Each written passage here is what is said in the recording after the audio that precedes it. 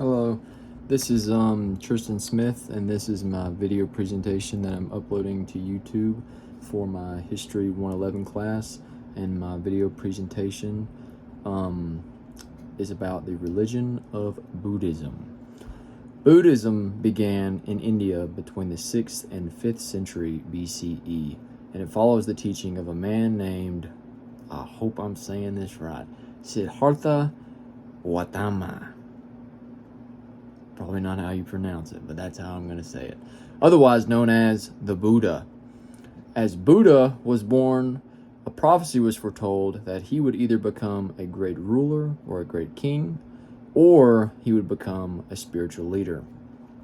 Siddhartha was born as a prince raised in luxury, and his father, a very wealthy king, kept him confined to this luxury, I guess to sort of protect him from the outside world so he would not fall victim to the world's suffering. His father wanted him to follow down his own path as a ruler and a king, and did not want him to become any sort of spiritual leader. So he further retained his access to the outside world. But when Siddhartha was 29, same age as me, he ventured away from the palace walls that confined him, and he saw things such as the elderly, the sick, and he also saw a deceased body. Which, something about seeing these things, I guess he had never been exposed to this sort of thing, so when he saw these things, it just really did something to him, and he realized that, no matter of wealth or any type of money could protect you from these things happening to you. He realized, everybody ages, everybody gets sick or ill, and one day everybody dies.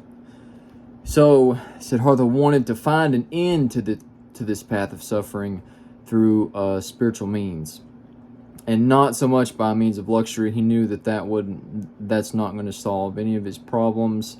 And ultimately, I think that he believed that luxury would actually further these problems and, make them worse. So he left not only his priesthood and his life as an elite, but he left all of his family. He left his wife. They had a child together. He left his father. He left his entire life behind to become pretty much just like a wandering, vagrant monk. So he hoped, in doing this, he hoped to attain enlightenment, not only to release himself from the loop, but in hopes of showing others a way to free themselves from their earthly chains.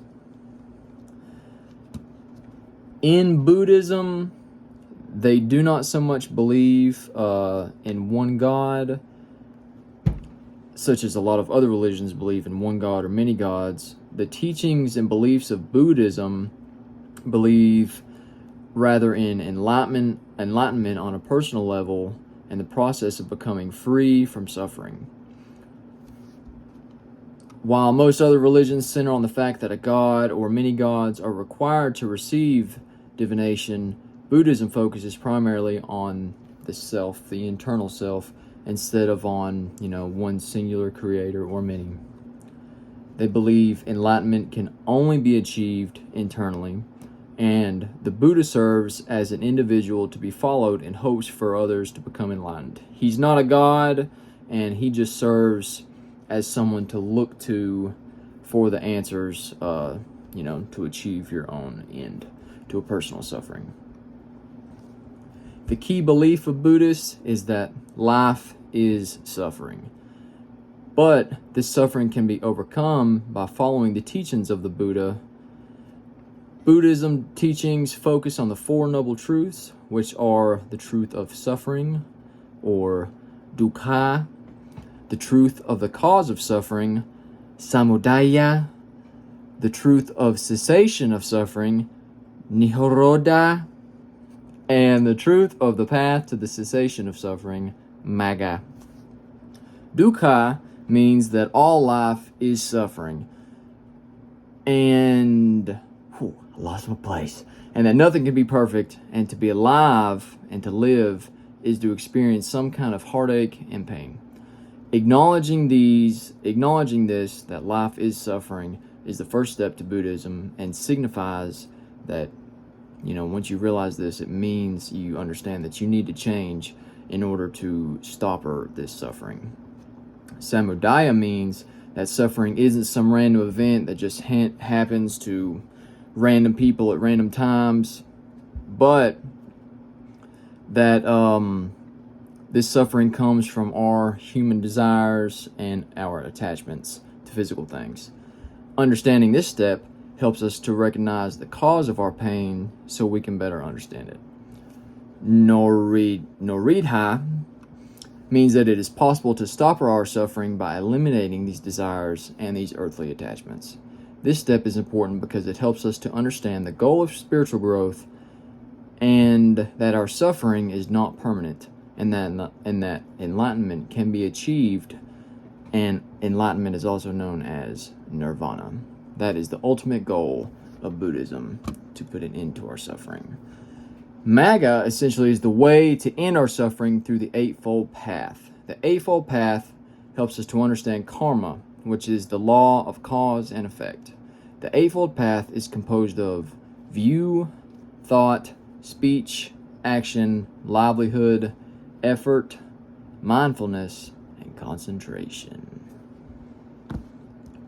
There are good consequences for our actions and also bad consequences.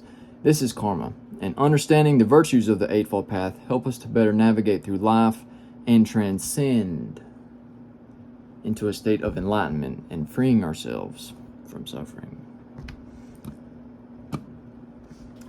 A good description of the afterlife would be that Buddhists view the afterlife depending on one's karma. Buddhists believe in the death cycle and rebirth. So depending on your karma during a past life, if you've been a very good person and done good things to people and always treated people well, then your next life, you will benefit from that.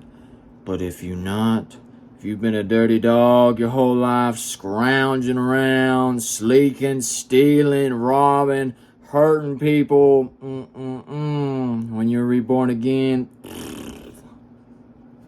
not gonna be good. Not gonna be good at all. That would be your bad karma. Your bad karma. This cycle is endless. Cannot end. Although, it can end through the ultimate goal of achieving nirvana, thus breaking the cycle. If you do not achieve nirvana or enlightenment, you are stuck forever. But the goal is to achieve this nirvana and enter in a permanent, eternal state of peace and non-existence.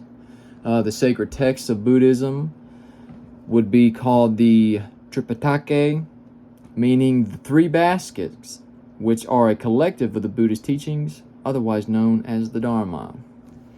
The main symbol of Buddhism is the Dharma wheel, which is an 8-spoked wheel that signifies the Eightfold Path. Looks like a ship's wheel to me. But that's just me.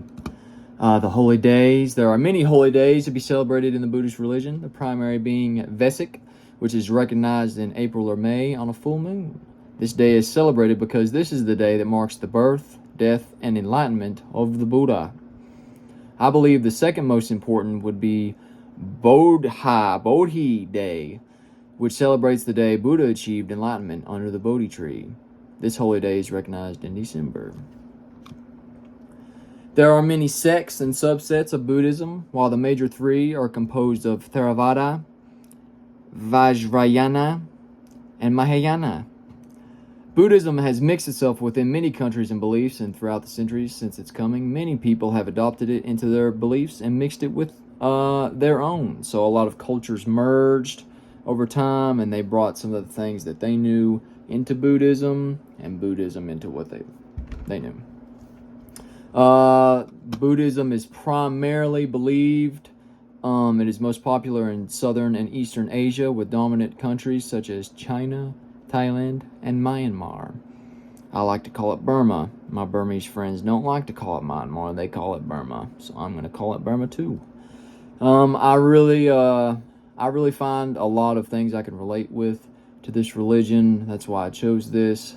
And I honestly wish that more people kind of followed this. Maybe I need to follow this more strictly, and it would end my suffering as well. But maybe in the next life. Maybe in the next life, it's an endless cycle. So maybe if I've been, kind of good in this one, the next one will be even better. So I can just get closer and closer, climbing that stair step all the way to the tippy top. Anyways, I've enjoyed learning about this stuff. I've enjoyed making my video, and I hope that you like my video as well. Hopefully it will not take too long to upload to YouTube, and the more that I talk and ramble on, it's just going to make it take even longer. So I hope that you've enjoyed my video, and I hope you have a good evening. Thank you.